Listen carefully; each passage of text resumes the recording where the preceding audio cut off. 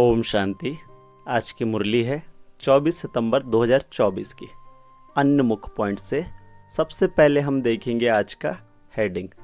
बाबा ने कहा, मीठे बच्चे, तुम जितना समय बाप की याद में रहेंगे उतना समय कमाई ही कमाई है। याद से ही तुम बाप के समीप आते जाएंगे। आज बाबा ने प्रश्न सुनाया, जो बच्चे याद में नहीं रह सकते हैं उन्हें किस बात में लज्जा आती है। उत्तर सुनाया बाबा ने, अपना चार्ट रखने में उन्हें लज्जा आती।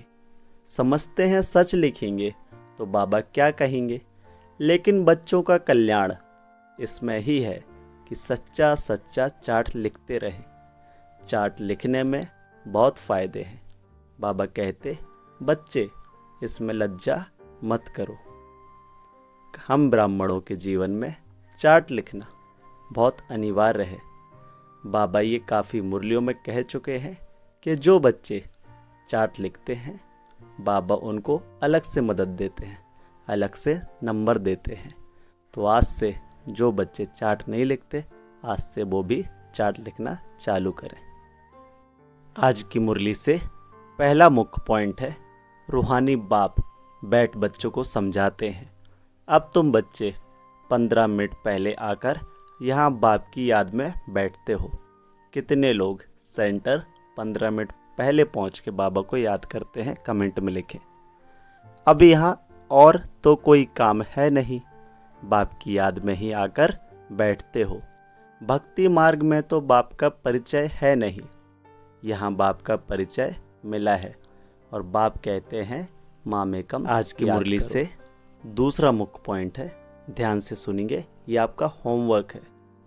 जानते हो हम नर से नारायण बनने के पुरुषार्थ में तत्पर हैं, वह स्वर्ग में जाने के लिए पुरुषार्थ कर रहे हैं। तो यह बच्चों को नोट करना चाहिए। हमने यहाँ बैठे बैठे कितना समय याद किया। लिखने से बाप समझ जाएंगे। ऐसे नहीं कि बाप को मालूम पड़ता है हर एक कितना समय याद में रहते हैं, वह तो हर एक अपने चार्ट से समझ सकते हैं बाप की याद थी या बुद्धि कहाँ और तरफ चली गई। यह भी बुद्धि में है। अभी बाबा आएंगे तो यह भी याद ठहरी ना, कितना समय याद किया। वह चार्ट में सच लिखेंगे। झूठ लिखने से तो और ही 100 गुना पाप चढ़ेगा और ही नुकसान हो जाएगा। इसलिए सच लिखना है। जितना याद करेंगे उतना विकर्म विनाश होंगे। इसको हम आज से अपना होमवर्क लेके चलते हैं। रोज़ सोते समय डेली चार्ट में लिखना है कि आज बाबा को कितना याद किया, और हो सके तो हर एक घंटे में चार्ट लिखना है कि 1 घंटे में बाबा को हमने कितना याद किया। आज की मुरली से तीसरा मुख्य पॉइंट है, याद का चार्ट रखने से ज्ञान की धारणा भी अच्छी होगी। चार्ट रखने में तो फ़ायदा ही है। बाबा जानते हैं याद में न रहने कारण लिखने में लज्जा आती है। बाबा क्या कहेंगे मुरली में सुना देंगे। बाबा मुरली में तो सुना नहीं देगा कि इस बच्चे ने चार्ट नहीं रखा। बाप कहते हैं इसमें लज्जा की क्या बात है, दिल अंदर हर एक समझ सकते हैं, हम याद करते हैं व नहीं। कल्याणकारी बाप तो समझाते हैं, नोट करेंगे तो कल्याण होगा। जब तक बाबा आए उतना समय जो बैठे उसमें याद का चार्ट कितना रहा, फ़र्क देखना चाहिए। आज की मुरली से चौथा मुख्य पॉइंट है, श्री कृष्ण तो कभी कहेंगे नहीं माँ में कम याद करो, वह तो सम्मुख है, उनको बाबा भी नहीं कहेंगे। माताएं तो श्री कृष्ण को बच्चा समझ गोद में बिठाती हैं। जन्माष्टमी पर छोटे श्री कृष्ण को झुलाएंगी। क्या सदैव छोटा ही है? फिर रास विलास भी करते हैं तो जरूर थोड़ा बड़ा हुआ, फिर उनसे बड़ा हुआ, वह क्या हुआ, कहाँ गया, किसको भी पता नहीं। सदैव छोटा शरीर तो नहीं होगा ना। कुछ भी ख्याल नहीं करते हैं। भक्ति मार्ग में श्री कृष्ण श्री राधे को हमेशा बचपन में ही दिखाते हैं, और वहीं लक्ष्मी नारायण का बचपन नहीं दिखाते हैं, क्योंकि लक्ष्मी नारायण ही बचपन में श्री राधे श्री कृष्ण होते हैं। पर भक्ति मार्ग में ये बातें समझते नहीं हैं। आज का 5वां मुख्य पॉइंट ध्यान से समझेंगे। बाबा ने कहा तुम्हारे में भी सबको एक रस धारणा नहीं होती है। बाबा इतना सब समझा कर फिर भी कहते शिव बाबा याद है, वर्षा याद है, मूल बात है यह।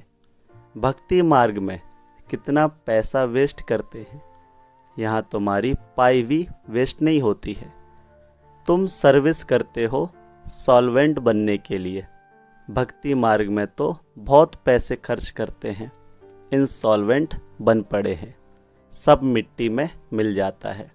कितना फर्क है। इस समय जो कुछ करते हैं वह ईश्वरीय सर्विस में शिव बाबा को देते हैं। शिव बाबा तो खाते नहीं हैं, खाते तुम हो। तुम ब्राह्मण बीच में ट्रस्टी हो, बाबा को नहीं देते हो, तुम शिव बाबा को देते हो। कहते हैं बाबा आपके लिए धोती कमीज लाए हैं, किसके लिए? ब्रह्मा बाबा के लिए। बाबा कहते हैं इनको देने से तुम्हारा कुछ भी जमा नहीं होगा, ब्रह्मा बाबा को कुछ भी देने से जमा नहीं होगा। जमा वह होता है जो तुम शिव बाबा को याद कर इनको देते हो। हम किसी को भी कुछ भी दें, चाहे सेंटर में दें, लेकिन हमारे दिमाग में ये रहना चाहिए कि हम बाबा को देते हैं, दीदियों को नहीं देते हैं, सेंटर में नहीं देते हैं। किसको देते हैं? बाबा को देते हैं। आज की मुरली से 6वां मुख्य पॉइंट है बीके को देना भी रॉन्ग है। बाबा ने समझाया है तुम कोई सी भी चीज़ लेकर पहनेंगे तो उनकी याद आती रहेगी। कोई हल्की चीज़ है तो उनकी बात नहीं, अच्छी चीज़ तो और ही याद दिलाएगी, फलाने ने यह दिया है। उनका कुछ जमा तो होता नहीं तो घाटा पड़ा ना। शिव बाबा कहते हैं मामेकम याद करो, मुझे कपड़े आदि की दरकार नहीं, कपड़े आदि बच्चों को चाहिए, वह शिव बाबा के खजाने से पहनेंगे।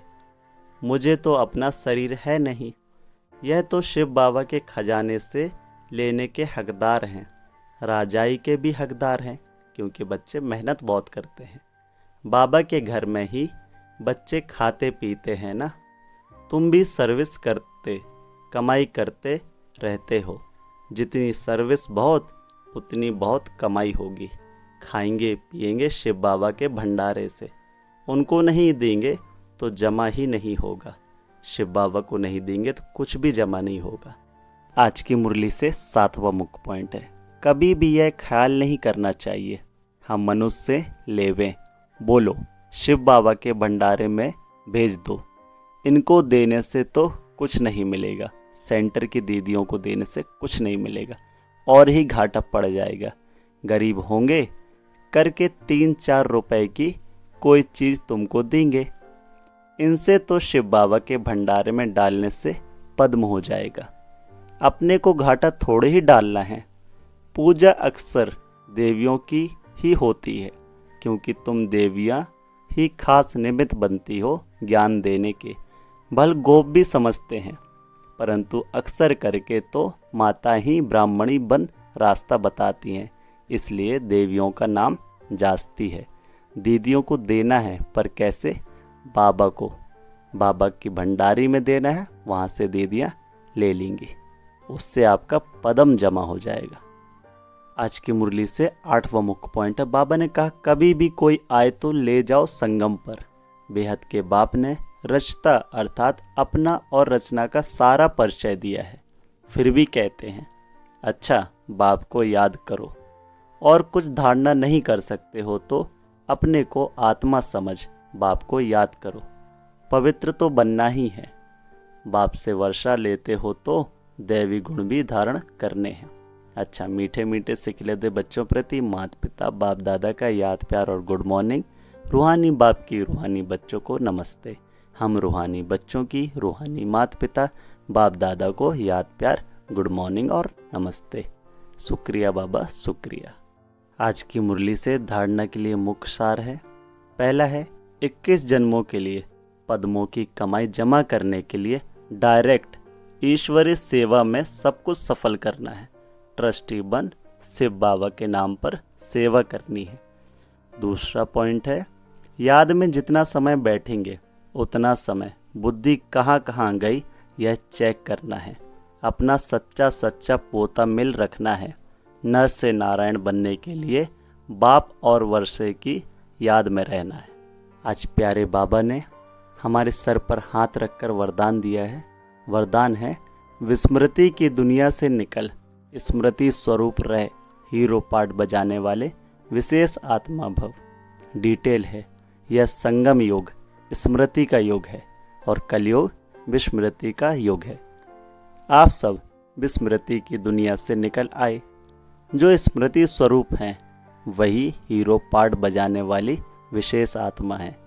इस समय डबल हीरो हैं। एक हीरे समान वैल्यूबल बने हो, दूसरा हीरो पार्ट है।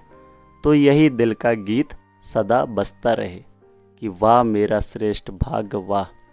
जैसे देह का ऑक्यूपेशन याद रहता है, ऐसे ये अविनाशी ऑक्यूपेशन कि मैं श्रेष्ठ आत्मा हूँ याद रहे, तब कहेंगे विशेष आत्मा। वाह बाबा वाह। आज बाबा ने स्लोगन दिया, हिम्मत का पहला कदम आगे बढ़ाओ तो बाप की संपूर्ण मदद मिलेगी। ओम शांति।